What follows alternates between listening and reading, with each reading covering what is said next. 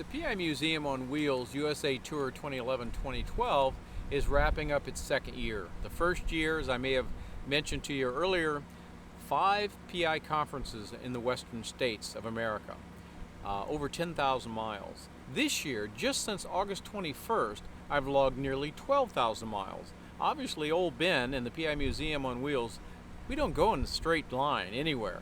I've done New York, I've done Illinois, I've done Ohio, I've done Indiana, I've done Kansas City, I've done Pennsylvania, I've done New Jersey. What haven't I done? Pretty much nothing. So as I go into the last month, I'm making a special effort to see some very, very special friends. So I started with Harvey Morris and the Florida Association of Private Investigators in their conference in Orlando.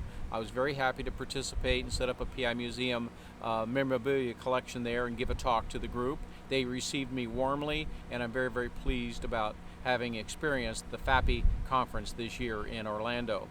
I spent 5 wonderful hours with Keith Melton at his home private museum.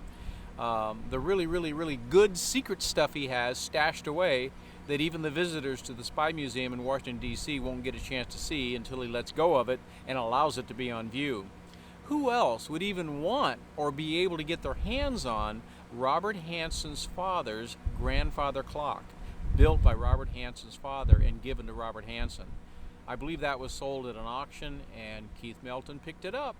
So he deserves a great deal of credit for all the years he's put in, all the thought, all the research, all the money, and all the hard work that goes in collecting the kind of collection he has about various countries' spy agencies and the memorabilia that represents those agencies and the work they do across the world. Detective Spies and Private Eyes and the PI Museum has a little different slant. We focus on private investigators, and that's why I'm right here in Key West meeting with Gary W. Eck, the very proud son of John Eck, one of the finest private investigators our country's ever produced. He was an American hero for inventing the Eck commando knife that served so many soldiers so well and aptly in World War II. President Roosevelt had one on his desk. Anyone who was anybody had one, but most importantly of all, every family saw to it that their son had one to defend themselves with and to survive in the jungle if they found themselves in that kind of a situation. So I'm here to do research on John Eck, to continue collecting memorabilia about his life and times and contributions, to focus on his role as a licensed private investigator, the Metropolitan Crime Investigators out of Miami, his role in establishing the Seminole Gun Shop, where he met this bearded fellow who liked cigars named Fidel Castro, and how he formed a bond with Fidel, that our government asked John Eck to trade on a bit, keep his friendship with Fidel on one channel while tuning to a totally different channel with a valise, a leather valise with a 5-hour band recorder, or one of a kind, made by our government and given to John Eck so that he could record conversations he was having with Fidel.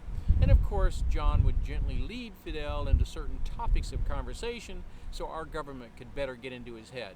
Obviously, that didn't work quite well. I don't think our government's ever been able to get into the head of Fidel Castro. So my hat's off to you, Fidel. Rest your soul when you do pass, my friend, because you're at least a historic figure, if nothing else.